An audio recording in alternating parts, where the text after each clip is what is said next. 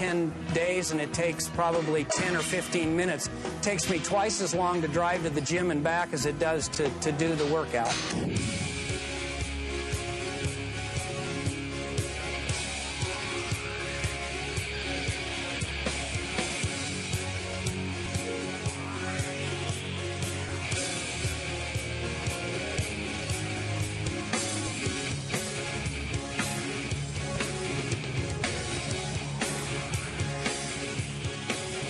What you're going to learn is that you could accomplish more in a few minutes a week, literally a few minutes a week, than most people do who are working 3 hours a day, maybe 6 days a week. And what I'm going to share with you is not some pump up or some enthusiastic new technique from an infomercial on some machine. I'm going to show you is empirical knowledge, skills, a set of training principles, if you would, that when you apply them, you can see immediate measurable results no matter what you've been doing before in less time.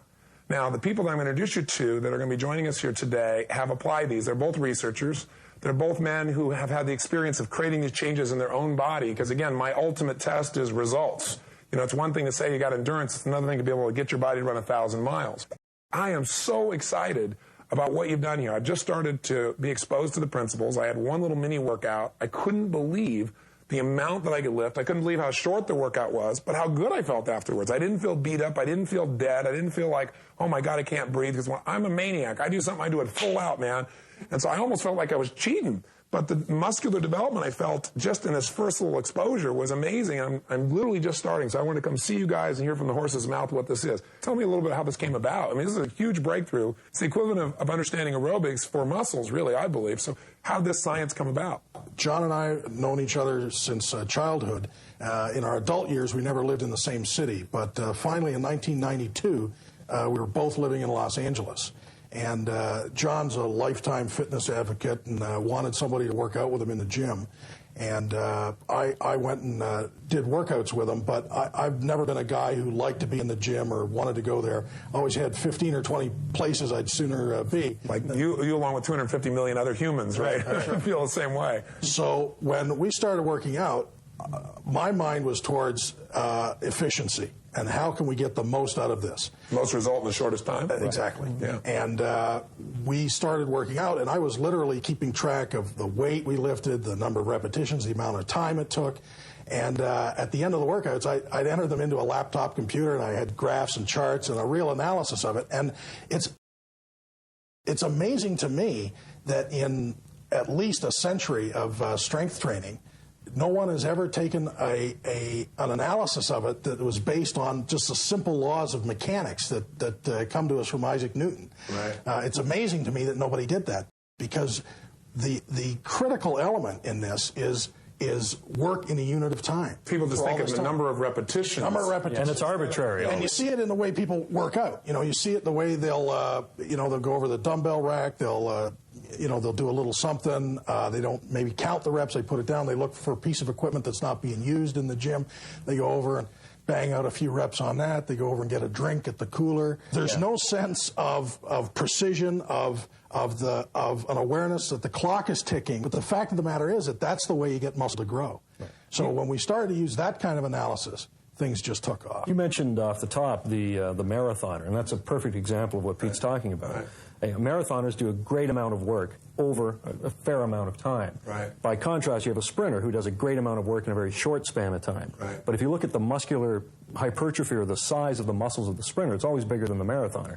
Right. And that's because they're packing a lot of weight, a lot of intensity, a lot of work, which is the technical formula for muscle growth in a given unit of time. Yeah, the sprinter's got to use so much more force. Absolutely. But they got bigger muscles. We have the luxury of being able to adjust and manipulate the weight, that variable. Right. And as a result, we can bring more intensity to bear on a given muscle group than a sprinter can. In fact, if you watch a sprinter, when he finishes, he's winded, he's tired, there's lactic acid throughout his legs.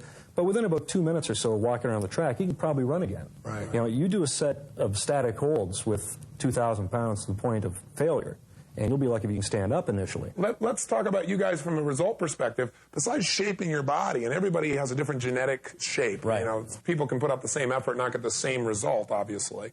And there are a lot of people in bodybuilding that are augmenting that shape, yes, obviously, indeed, yeah. with a variety of drugs and so forth. But just you guys, you're both natural bodybuilders, or I shouldn't say bodybuilders. You work out a couple minutes a week. Tell us what your regimen is now. This is going to blow people's mind. And tell us with this regimen, how much progress did you make? First of all, I'd never considered myself a bodybuilder, but I'd be more in the category of a power lifter type of person. But when I started out in this, I was a conventional trainee. I did the things that everybody did. Very full range of motion. You mentioned a shrug. Typically, I did it the way most people do, go over to the dumbbell rack, pick out a couple of dumbbells. You may or may not have noticed what they weigh. And why dumbbells? Just that they match. Greater range of motion. Yeah, they match. Yeah, they match. Just get two that match. And, I'd bang out the shrugs until... What weight were you using back in that memory? Maybe 60 pounds per dumbbell. Right. That was a big weight. And that was a big weight. And, you do 3 sets of 12 reps or something like that. You start to feel some, real fatigue in your trap muscles. When we switched to static contraction, the range went down to 0 range of motion. And a static hold for 10 seconds with 1,000 pounds. Oh, my God. Yeah. And that was. Can you imagine people watching, listening? I hope they get a picture of this. A shrugging 1,000, the amount of strength it would take to shrug 1,000 pounds is unbelievable. And it took you a few months to do that. But it's been an evolution of your technique also. Your evolution of your technique started with you saying, instead of doing 1,000,000 repetitions, let's figure out what's the maximum demand I can make on this muscle in the shortest period of time. Right. And then you did a smaller number of repetitions. And then eventually you got to the point where what static contraction really is you're holding in the strongest position of the muscle to its absolute total fatigue. So you're making the largest human demand you can on that. So the brain says, I got to have major muscle here, and it sends what's necessary to build that muscle. Is that a fair metaphorical description? That's exactly how it happened. The power factor, the beginning of this, our first book, we limited that range, depending on the exercise, to 4 to 6 inches of motion. Right. And we actually found, through all the people that were on this and the feedback we got, that people had reduced that to even 1 inch or 2 inches of motion, and then seen another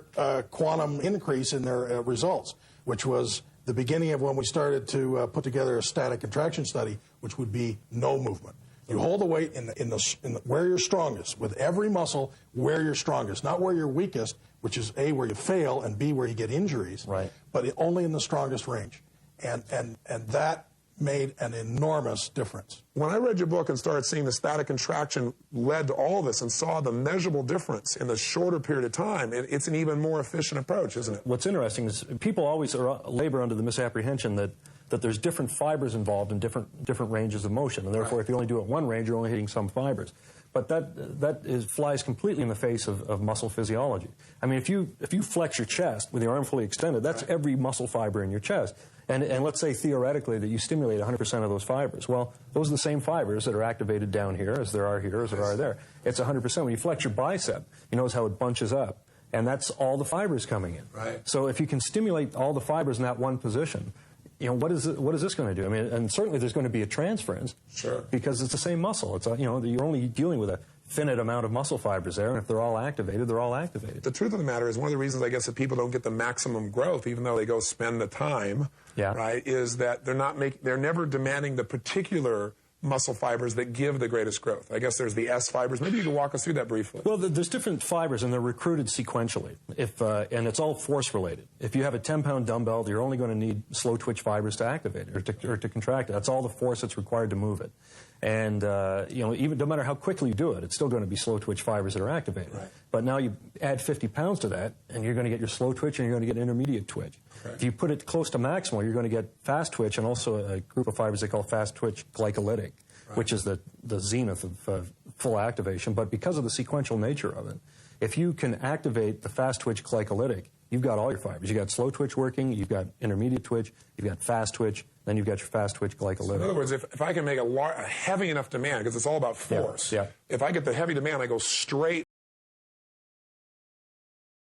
I get all those fibers. They have to recruit sequentially. And like the slow twitch will say, not enough, need more fibers. Intermediate comes in, not enough, need more fibers. Fast twitch comes in, not enough, need the top